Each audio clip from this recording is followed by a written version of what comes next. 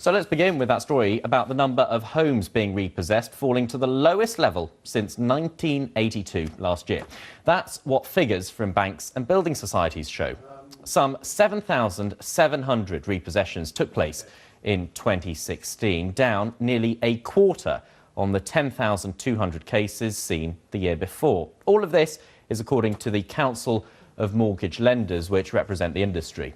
The annual total was the lowest seen since 6,900 repossessions were recorded back in 1982.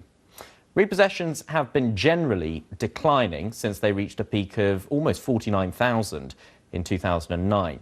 Ultra-low mortgage rates have been keeping borrowers' mortgage payments relatively affordable. But how long can this continue? Joining me now is Kate Faulkner, independent property consultant. Kate, this is all very encouraging. These ultra-low rates have been with us for some time now. We've all got very comfortable with them. Presumably, rates will have to rise at some point, and presumably then, so will the number of repossessions.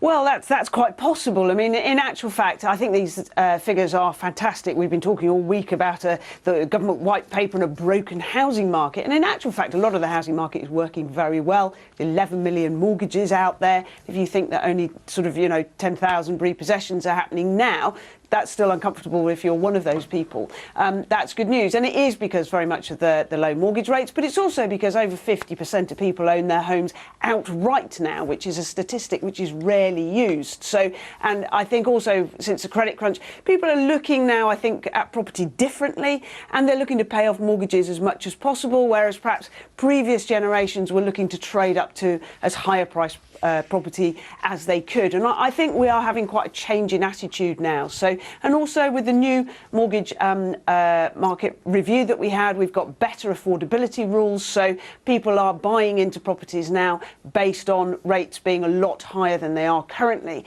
So I don't necessarily expect the repossessions to go up anything like to the levels that we've seen in the past. And even then, the 49,000 repossessions that we saw at the height of the credit crunch, actually we saw 90,000 repossessions in 1 year back in the 1990s. So I think we are learning, and I think, a good job is being done.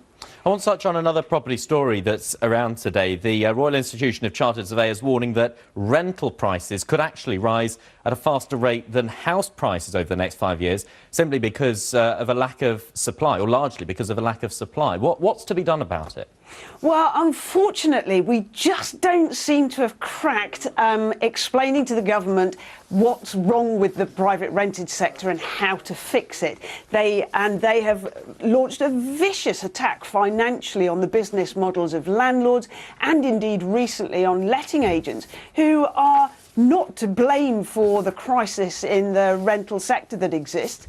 Most of that crisis is down at the end of the market, whereby 20 years ago there was a decision made that they didn't want to invest in social homes. They wanted to put more people who are on benefits into the private rented sector.